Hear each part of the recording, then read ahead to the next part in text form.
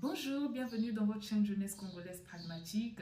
Aujourd'hui, 13 juin 2026, je suis Madame Dongija Benkris. J'ai un message particulier à transmettre à la jeunesse. Vous savez, la jeunesse représente l'avenir dans une nation, mais celle-ci fait face à de nombreux défis. Parmi ces défis, nous pouvons citer les addictions. Ce que nous constatons au Congo-Brazzaville, c'est que les jeunes sont beaucoup plus voués à tout ce qui est consommation d'alcool, d'autres qui fument, d'autres encore qui jouent les jeux de paris de foot, Congo-Bet, Premier Bet, etc., etc. Mais tous ces éléments, tous ces facteurs cités ne favorisent pas le développement de la jeunesse, ne les poussent pas à s'épanouir. Nous devons prendre conscience.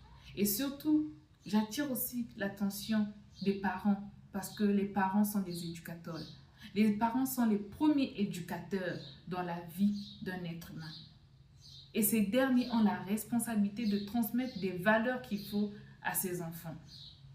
Parce qu'aujourd'hui, si ces enfants ont été ratés dans les familles et en société, ils ne peuvent qu'être que le reflet d'une mauvaise image. Chers jeunes, prenez conscience de vos actes. Prenez conscience, réfléchissez à ce que vous pouvez faire.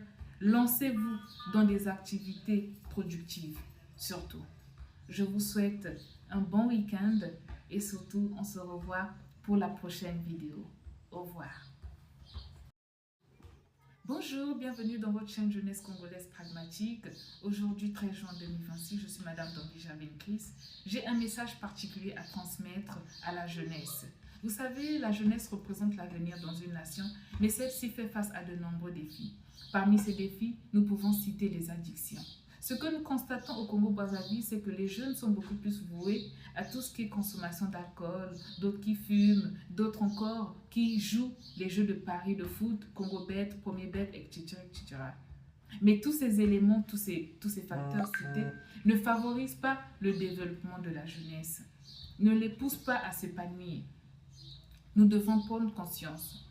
Et surtout, j'attire aussi l'attention des parents parce que les parents sont des éducateurs. Les parents sont les premiers éducateurs dans la vie d'un être humain. Et ces derniers ont la responsabilité de transmettre des valeurs qu'il faut à ses enfants. Parce qu'aujourd'hui, si ces enfants ont été ratés dans les familles et en société, ils ne peuvent qu'être que le reflet d'une mauvaise image.